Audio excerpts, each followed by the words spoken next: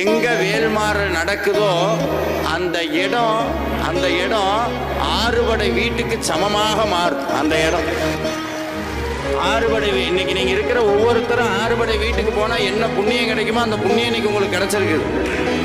இது சத்தியம்.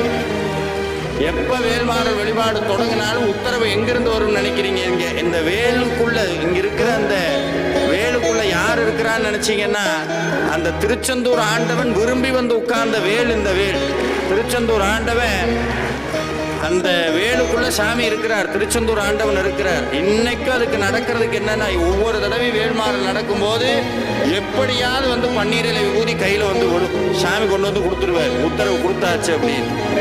எல்லா இடத்துலையும் கிடைச்சிருக்குது. இங்க மட்டும் இல்லை, எல்லா வெளிநாடுலையும் கிடைச்சிருக்குது. அப்படின்னா என்னன்னா ஒரு உண்மையை புரிஞ்சுக்கங்க. சுவாமி உத்தரவு கொடுத்து சுவாமியினால் நடக்கக்கூடிய அற்புதமான மகா மந்திர வழிபாடு.